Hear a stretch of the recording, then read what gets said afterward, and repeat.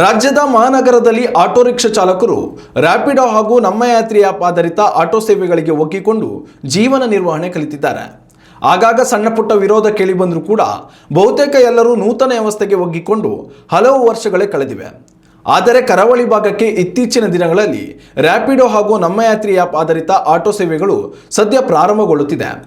ಇದು ರಿಕ್ಷಾ ಚಾಲಕರಲ್ಲಿ ಹೊಸ ಆತಂಕ ಮೂಡಿಸಿದೆ. ಹೀಗಾಗಿ ಈ ಹೊಸ ವ್ಯವಸ್ಥೆ ವಿರೋಧಿಸಿ 400ಕ್ಕೂ ಹೆಚ್ಚು ಉಡುಪಿ ಆಟೋ ಚಾಲಕರು ಭಾರಿ ಪ್ರತಿಭಟನೆ ನಡೆಸಿದ್ದಾರೆ. ಉಡುಪಿ ಜಿಲ್ಲೆಗೆ ಈಗ ಮೊಬೈಲ್ ಆಪ್ ಆಧರಿಸಿದ ರಿಕ್ಷಾ ಸೇವೆ ಆರಂಭವಾಗಿದೆ. ಇದು ರಿಕ್ಷಾ ಚಾಲಕರಿಗೆ ಹೊಸ ತಲೆನೋವಾಗಿದೆ. ರಾಜ್ಯದ ಬಹುತೇಕ ನಗರಗಳಲ್ಲಿ ಆಟೋ ರಿಕ್ಷಾ ಚಾಲಕರು ಈ ಸೇವೆಗೆ ಒಗ್ಗಿಕೊಂಡಿದ್ದಾರೆ. ಆದರೆ ಉಡುಪಿಯಲ್ಲಿ ರಿಕ್ಷಾ ಚಾಲಕರು ದಿಢೀರ್ ಪ್ರತಿಭಟನೆ ನಡೆಸಿದ್ದಾರೆ. ಪ್ರತಿಭಟನೆ ಆರಂಭದಲ್ಲಿ ಮಣಿಪಾಲ ನಗರದ ವಿವಿಧ ಆಟೋ ನಿಲ್ದಾಣಗಳಿಂದ ಚಾಲಕರು ಸೇರಿ ಠಾಣೆಯವರೆಗೆ ಮೆರವಣಿಗೆ ನಡೆಸಿದ್ರು. ಬಳಿಕ ಜಿಲ್ಲಾಧಿಕಾರಿ ಕಚೇರಿ ಹಾಗೂ ಪ್ರಾದೇಶಿಕ ಸಾರಿಗೆ ಅಧಿಕಾರಿ ಕಚೇರಿ ಮುಂಭಾಗಕ್ಕೂ ತೆರಳಿ ಆಕ್ರೋಶ ವ್ಯಕ್ತಪಡಿಸಿದ್ರು.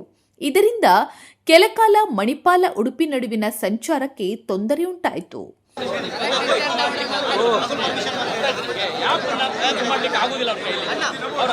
ಉಡುಪಿಯಲ್ಲಿ ಆಟೋ ಚಾಲಕರು ಹಾಗೂ ಆಟೋ ಮಾಲಕರ ನಡುವಿನ ಜಟಾಪಟಿ ಇತ್ತೀಚಿನ ದಿನಗಳಲ್ಲಿ ತೀವ್ರಗೊಂಡಿದ್ದು, ವಲಯ 1-2 ವ್ಯವಸ್ಥೆ ವಿಚಾರದಲ್ಲಿಯೂ ಗೊಂದಲ ಮುಂದುವರೆದಿದೆ. ಯೂನಿಯನ್ಗಳ ನಡುವಿನ ಅಸಮಾಧಾನ, ಪರಸ್ಪರ ಆರೋಪ ಪ್ರತ್ಯಾರೋಪಗಳಿಂದ ಪರಿಸ್ಥಿತಿ ಮತ್ತಷ್ಟು ಉದ್ವಿಗ್ನಗೊಂಡಿದೆ. ಈ ವಿಷಯಕ್ಕೆ ಸಂಬಂಧಿಸಿದಂತೆ ಜಿಲ್ಲಾಧಿಕಾರಿ, ಪೊಲೀಸ್ ವರಿಷ್ಠಾಧಿಕಾರಿ, ಶಾಸಕರು, ಆರ್ಟಿಒ ಹಾಗೂ ವಿವಿಧ ಆಟೋ ಯೂನಿಯನ್ಗಳೊಂದಿಗೆ ನಡೆದ ಹಲವು ಸಭೆಗಳು ಯಾವುದೇ ಸ್ಪಷ್ಟ ಪರಿಹಾರಕ್ಕೆ ಬಾರದೆ ವಿಫಲವಾಗಿದೆ ಎಂಬ ಆರೋಪಗಳು ಕೇಳಿಬಂದಿದೆ. ಮಣಿಪಾಲ ಆಟೋ ಯೂನಿಯನ್ ಮುಖಂಡರು ಮಾತನಾಡಿ, ರ್ಯಾಪಿಡೋ ಹಾಗೂ ನಮ್ಮ ಯಾತ್ರಿ ಸೇರಿದಂತೆ ಆಪ್ ಮೂಲಕ ಆಟೋ ಬುಕ್ಕಿಂಗಿಗೆ ಅವಕಾಶ ನೀಡಬಾರದು ಅಂತ ಒತ್ತಾಯಿಸಿದ್ರು. ನಮಗೆ ಇದು ಆ್ಯಪ್ ಇದ್ದ ಬಗ್ಗೆ ಭಾರಿ ತೊಂದರೆ ಆಗ್ತಾ ಉಂಟು, ಪ್ರಾಬ್ಲಮ್ ಆಗ್ತಾ ಉಂಟು. ನಾವು ಇಲ್ಲಿ ಆಟೋ ಚಾಲಕರ ಮಾಲಕರ ನಾವು ಈ ಸ್ಟೂಡೆಂಟ್ನವ್ರು ನಂಬಿ ಇರುವವರು ಒಂದು 900 ಜನ. ನಾವು ಈಗಲ್ಲ, ಒಂದು 35-40 ವರ್ಷದಿಂದ ಇಲ್ಲಿ ದುಡಿಮೆ ತೆಗೆದು ಅವರ ಹಣದಲ್ಲಿ ಜೀವನ ತೆಗಿತಾ ಇದ್ದೇವೆ. ನಾವು ಈ ಆ್ಯಪ್ ಬಂದು ಇವರು ಯಾರ ಆ್ಯಪ್ ಒಂದು ಹಾಕಿ ಇಲ್ಲಿ ಎಲ್ಲೆಲ್ಲಿ ಅವರು ಬಂದು ಈ ಸ್ಟೂಡೆಂಟ್ನವರು ನಾರ್ತ್ ಸ್ಟೂಡೆಂಟ್ ಇರೋದು ಯೂನಿವರ್ಸಿಟಿ ಇರುವ ಏರಿಯಾ ಇದು. ನಾಳೆ ಏನಾದರೆ ಒಂದು ಪ್ರಾಬ್ಲಮ್ ಬಂದರೆ ಯಾರಿಗೆ ಇದು ಬರೋದು? ಮಣಿಪಾಲ ಆಟೋ ಚಾಲಕರ ಮಾಲಕರಿಗೆ ಬರೋದು. ಅದಕ್ಕೆ ಯಾರಾದರೆ ಇದು ಜವಾಬ್ದಾರಿ ಇದ್ದರೆ ಅದು ಮಾಡಿ. ಮತ್ತು ನಾಳೆ ಅವರು ಬರಲಿ ಇವರು ಬರಲಿ ಅದೇನು ನಮ್ಮ ಹತ್ರ ಇಲ್ಲ. ನಮ್ಮದೆಂತ ಪೊಸಿಷನ್ ಅಂದರೆ ನಮ್ಮದು ಯೂನಿಯನ್ ಇದ್ದು 3 ಪಂಚಾಯಿತಿಯದು ಮಾತ್ರ, ಎರ್ಗ, ಶಿವಲ್ಲಿ, 80 ಬಡಗಬೆಟ್ಟು. ಈ 3 ಜನ ಅಲ್ಲಿ ಹುಟ್ಟಿ ಬೆಳೆಯಬೇಕು. ಅಲ್ಲಿ ಶಾಲೆಗೆ ಹೋದವರದ್ದು ಮಾತ್ರ ನಾವು ಮೆಂಬರ್ಶಿಪ್ ತೆಗೆಯೋದು. ಅದು ತೆಗೆಯುವುದು ವರ್ಷಕ್ಕೆ 2 ಜನ ಮಾತ್ರ. ಈ ಆ್ಯಪ್ ಬಂದು ಅದು ಬಂದು ಇದು ಬಂದು ನಾಳೆ ಎಲ್ಲಾದರೆ ಸ್ಟೂಡೆಂಟ್ನವರಿಗೆ ಪ್ರಾಬ್ಲಮ್ ಆದರೆ ನಾಳೆ ಇದಕ್ಕೆ ಹೊಣೆ ಯಾರು? ಇನ್ನು ಕೆಲ ಆಟೋ ಚಾಲಕರು ಮತ್ತು ಸಂಘಟನೆಗಳ ಸದಸ್ಯರು ದೇಶಾದ್ಯಂತ ಹಾಗೂ ರಾಜ್ಯಾದ್ಯಂತ ಆಪ್ ಆಧಾರಿತ ಆಟೋ ಸೇವೆಗಳು ಯಶಸ್ವಿಯಾಗಿ ಕಾರ್ಯನಿರ್ವಹಿಸ್ತಾ ಇದೆ. ಉಡುಪಿ ಮಣಿಪಾಲ ಮಾತ್ರ ಇದರಿಂದ ಹೊರತಾಗಿರಬೇಕೇ ಅಂತಿದ್ದಾರೆ. ಆಪ್ ಸೇವೆಗಳಿಂದ ಪ್ರಯಾಣಿಕರಿಗೆ ಪಾರದರ್ಶಕ ದರ, ಸುಲಭ ಬುಕಿಂಗ್ ಸೌಲಭ್ಯವೂ ದೊರೆಯುತ್ತದೆ ಎಂಬ ಅಭಿಪ್ರಾಯವೂ ವ್ಯಕ್ತವಾಯಿತು.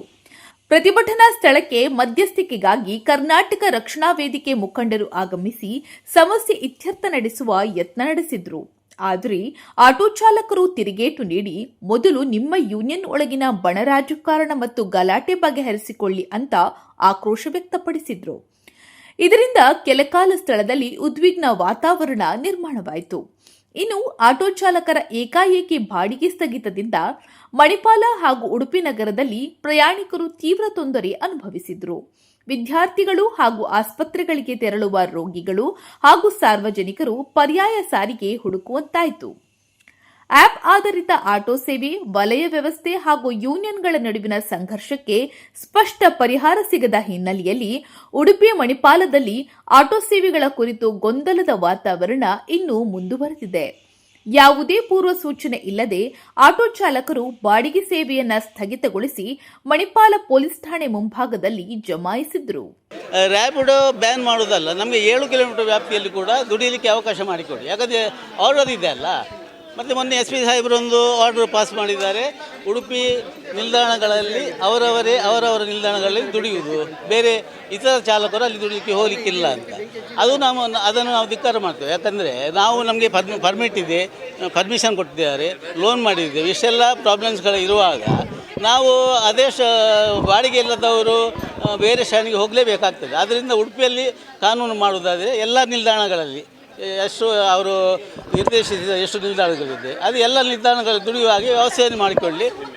ಒಟ್ಟಾರೆಯಾಗಿ ಜಿಲ್ಲೆಯಲ್ಲಿ ಮೊಬೈಲ್ ಆಧಾರಿತ ಆಟೋ ರಿಕ್ಷಾ ಸೇವೆಗೆ ಮಿಶ್ರ ಪ್ರತಿಕ್ರಿಯೆ ವ್ಯಕ್ತವಾಗಿದೆ. ಗ್ರಾಹಕರಿಗೆ ಪ್ರಾಮಾಣಿಕ ಸೇವೆ ಸಿಗುತ್ತದೆ ಎನ್ನುವ ಮಾತು ರಿಕ್ಷಾ ಚಾಲಕರ ಬಾಯಿಂದಲೇ ಕೇಳಿಬಂದಿದೆ. ಗ್ರಾಹಕರಿಗೂ ಕೂಡ ಈ ಆಧುನಿಕ ಟಚ್ನ ಅಗತ್ಯತೆ ಇದೆ. ಬದಲಾಗುತ್ತಿರುವ ಪ್ರಪಂಚದ ವೇಗಕ್ಕೆ ರಿಕ್ಷಾ ಚಾಲಕರು ಒಗ್ಗಿಕೊಳ್ಳಬೇಕಾದ ಅನಿವಾರ್ಯತೆ ಇದೆ. ಅಶ್ವಥ್ ಆಚಾರ್ಯ, ನ್ಯೂಸ್ ನೆಕ್ಸ್ಟ್, ಉಡುಪಿ.